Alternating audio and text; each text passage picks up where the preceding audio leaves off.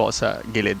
Kung sabi ni Senator Lacson, only the prosecution and the defense can make a motion to reduce the threshold of 16 votes to convict an impeachable officer, in this case Vice President Sara Duterte.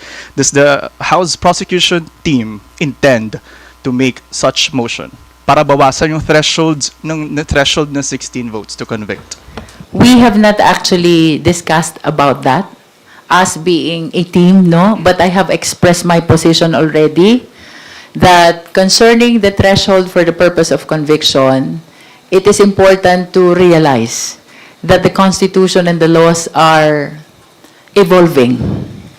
Why do I say that? Because the Constitution should be responding to the demands of time, just like any other law, no? And very enlightening itong nangyaring change of leadership sa Senado because it invited our attention to look into the doctrine behind Avellino versus Cuenco na in several occasions ay na-practice na rin ng Senate at nagkaroon na rin ng mga succeeding Supreme Court decisions along the same line, no? So, ang sa akin naman, let us anchor also our position on the mandate of the Constitution. Bakit tayo may mga senador? Primarily, the purpose is to represent the interest of the Filipino people.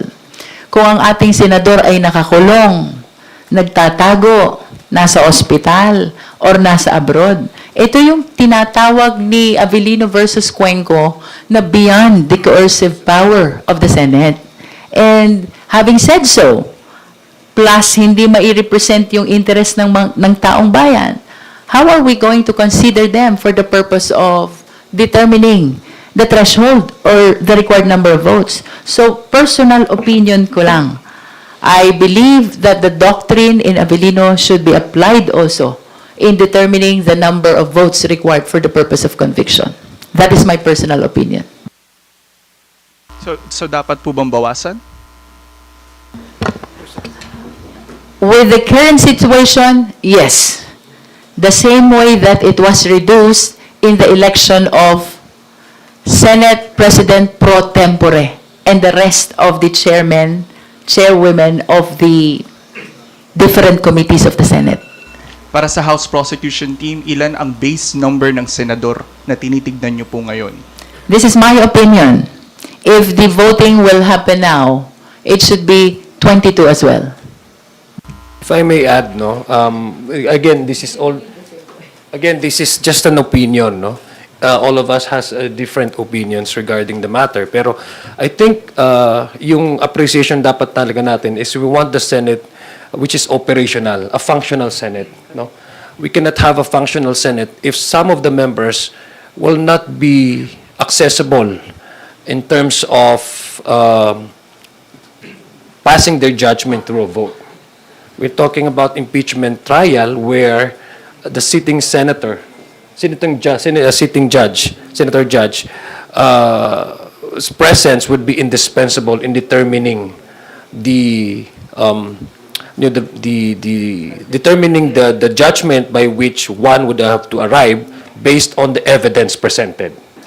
So I think kailangan natin yung approach na yon to also be practical in order to establish our belief that the Senate is not just an institution sitting there to hear and to try and decide, but a functional Senate where the active members' presence are secured, a part of the deliberation, can actually arrive into a sound judgment because of their actual presence, by which these are the basis for them to pass on their judgment, either to acquit or to convict.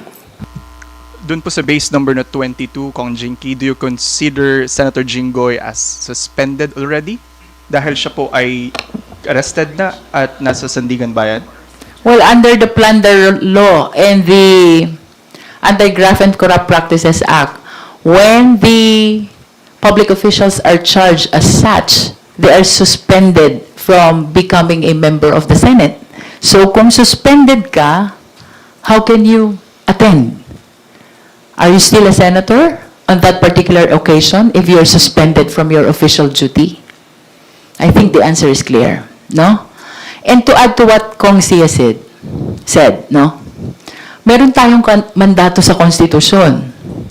And that is to trial forthwith, no?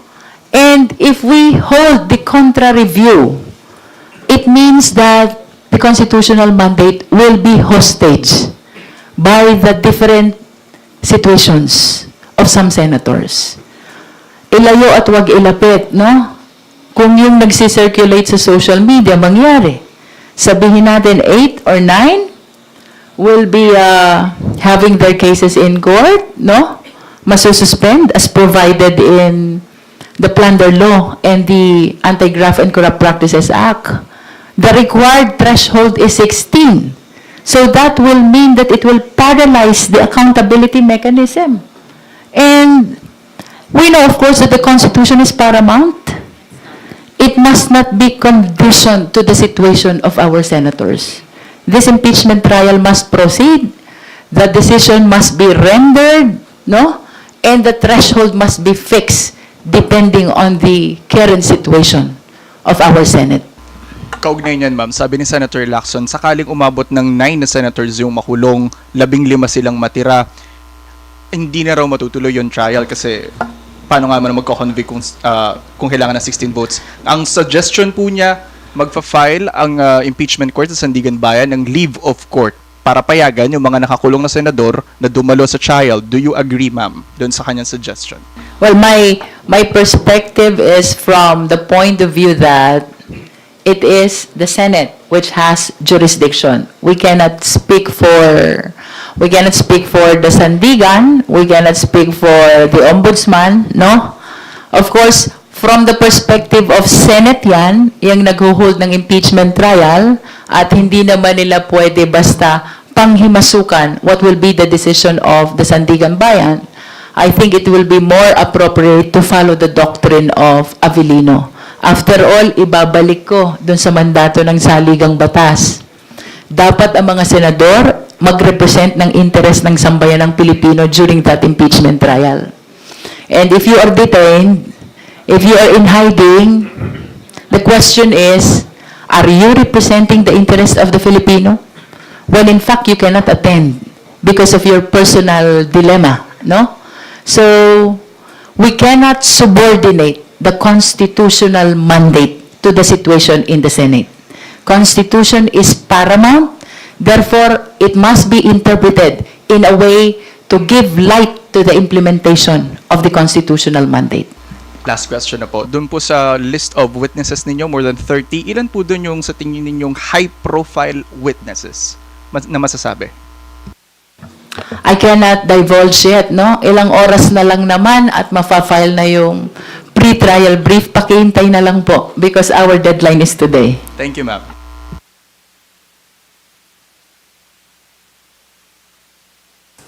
Thank you, Jonathan. From Rappler, Dwight De Leon is now recognized. Hello po, good afternoon. Yung question, follow up po kay Congresswoman Jinky because, again, this is your legal opinion. So with 22 senators who are functioning sa scenario na yon, based on your legal opinion, does that mean for you, the conviction threshold should be reduced to 15? Given that... Hindi ako magaling sa math eh. Para paki-compute mo na ng 2/3 of 22. So that's 15. If 15 po, Yes, you would agree yes. po. Congresswoman Jinky, since this is also in the realm of possibilities, given na nasa 8 yung humaharap ng kaso, if one more senator is arrested or is subjected to an arrest warrant, the count would be reduced to 21. So in your legal opinion, if that happens, could the conviction threshold be further reduced to 14? Because 2/3 of 21 is 14. What my position is to apply the doctrine in Avellino, no? So ang test natin, are they still within the coercive power of the Senate? If the answer is no, then the number should be reduced To 14. to 14. Okay. 14 for the threshold, For the threshold. If 21 for the baseline. Yes, opo. And since nandito na rin si Congresswoman Bell, is that also an opinion that you subscribe to? Kasi sinabi kanina ni, I think, Kong Zia, na parang iba-iba syempre yung opinion ng prosecutors and it's not yet pag-uusapan collectively. So, Congresswoman Bell, is that also an opinion that you subscribe to? Yes, it is an opinion I share with Chair Jinky. And why That's po? also the opinion I share with Kong Jing. Okay po. Okay No, po. again, we need a Senate that is functioning. And for all of the procedures that the Senate will be doing, we need senators who are able to do their job. And if one is hiding, purposefully hiding from not only his job but from the people, then he shouldn't be included in the number when we count whether this is for quorum purposes or whether this is for the determination of conviction. So I share the same view as Chairwoman Jinky. Also, Dwight, no, just to add to that, we don't yung sinabi ni Congresswoman Jinky, yung doctrine ng Avellino, it should not be applied kasi ito yung what we want is a functional Senate, and functional Senate meaning the active members deliberating in a very important subject matter, no? It should not also be looked at in the lens of impeachment trial, but there are also other cases, concurrence of treaties, diba? Concurrence of treaties, declaration of war, because it has to have a concurrence of the Senate. So if you don't have that, if you don't apply the Avellino doctrine, which by the way the Senate is beyond this coercive power to require members who are, I think, behind bars or whatever because of their incapacity by means of presence, they cannot vote. So what would happen to other issues, not only impeachment trial, but concurrence of the treaties, and then yung mga declaration of war, which requires the Senate for concurrence. So I think it's not only legal, but it also should be looked at in its practical sense, because ultimately what we want is for the Senate as an institution to deliver its mandate according to what the Constitution says. I talked to a constitutional lawyer last week, si Attorney Paolo Tamasa, and he agrees with this emerging view about reconsidering the conviction threshold, but he said that it should be accommodated when we reach an extraordinary point, which we have not yet reached. Do you think that if one more senator is arrested, that is an extraordinary situation, an unprecedented situation that warrants the impeachment court to look to consider seriously whether we should reduce the conviction threshold? Yes, as a matter of fact, even prior to the arrest of whoever will be the third, I believe that it should be interpreted already in a way that we will be able to address the present situation, no? I said earlier that the Constitution is evolving. The laws are evolving. The Supreme Court decisions are evolving. And by evolving, what I meant was, hindi enough na meron tayong batas. Yung batas dapat tumutugon sa kasalukuyang sitwasyon. It should be able to respond to the current demands of time. Another topic related to the pre-trial proceedings. We didn't have a pre-trial proceeding during the Corona trial, but meron po tayong pre-trial proceeding during the Estrada trial, and news archives suggest or indicate that during the pre-trial proceedings, the prosecution and the defense agreed to finishing the entire trial or the trial proper within or by 34 days. It is a separate discussion if nasunod po siya, but is that something that the prosecution is eyeing to resolve during the pre-trial proceedings, kung gaano lang tatagal yung buong trial proper? Part of the things to be talked about during pre-trial conference is the schedule of trial dates, no?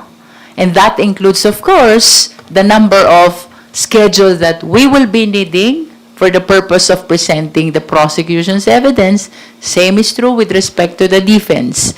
Tatanungin din sila, ilang trial dates ang kailangan nila to conclude the presentation of their evidence. So to your question, yes, the number of trial dates will be determined as well during the pre-trial conference. Congresswoman Jinky, ballpark figure lang sa bahagi ng